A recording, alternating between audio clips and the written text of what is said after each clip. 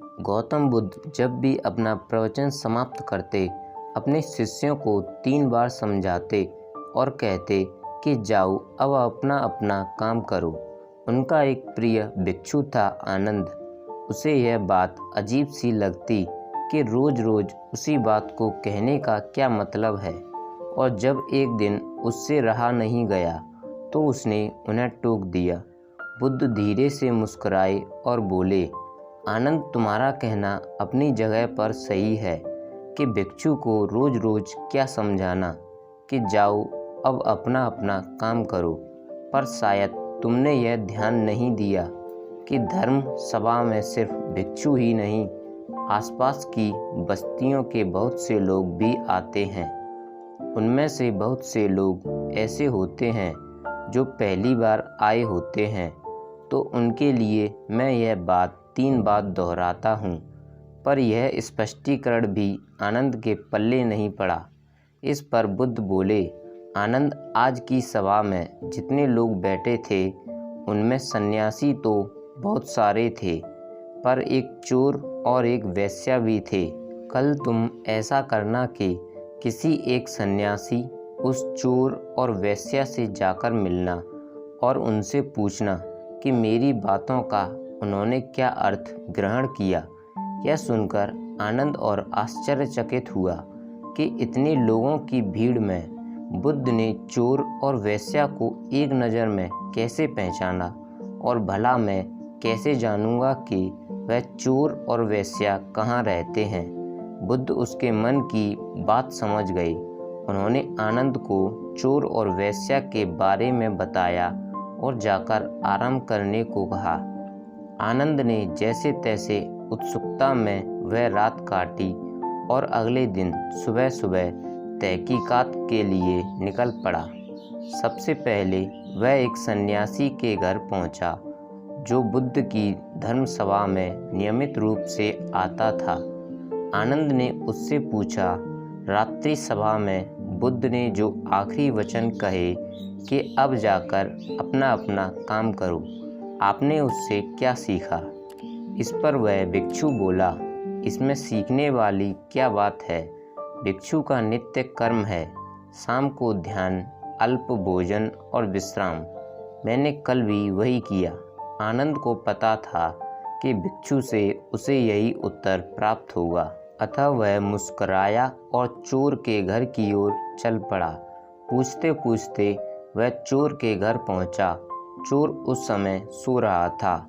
उसे उसके घर वालों ने जगाया और बताया कि भिक्षु आनंद उससे मिलने आए हैं।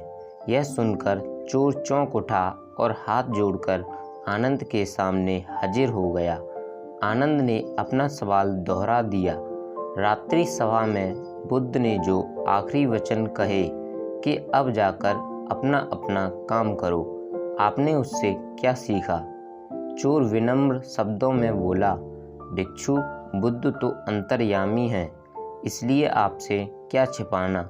मैं कल रात पहली बार बुद्ध की धर्म सभा में गया और उनके प्रवचन सुने।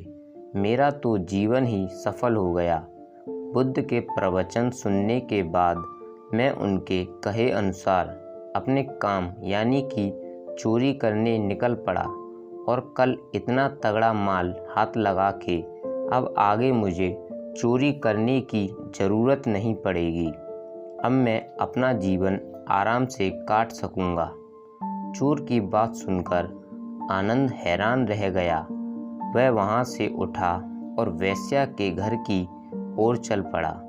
वेश्या आनंद को देखते ही पहचान गई।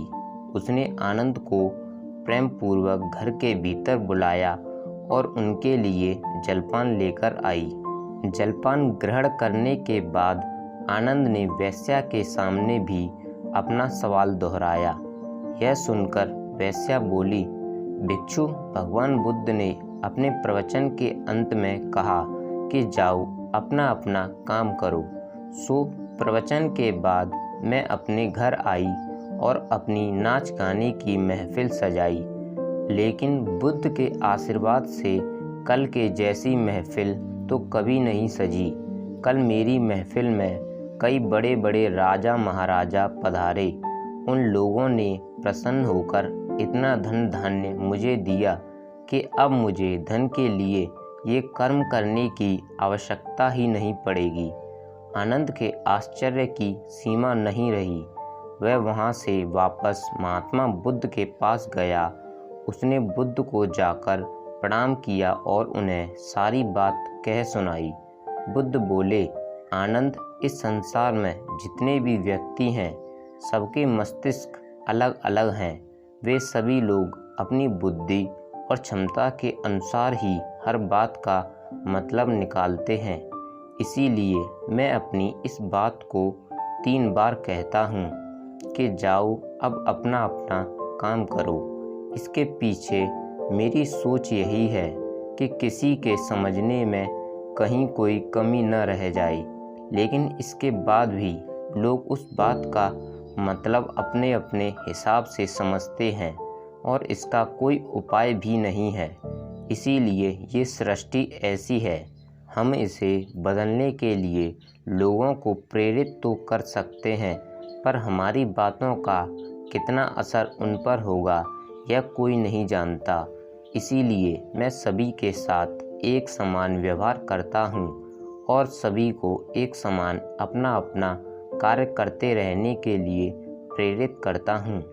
दोस्तों, हम उम्मीद करते हैं कि आपको यह महात्मा बुद्ध की कहानी पसंद आई होगी और हाँ, इसे अपने फ्रेंड्स के साथ भी शेयर कीजिए, जिससे वे भी गौतम बुद्ध की कहानियों का आनंद ले सकें और इनसे प्रेरणा हासिल कर सकें।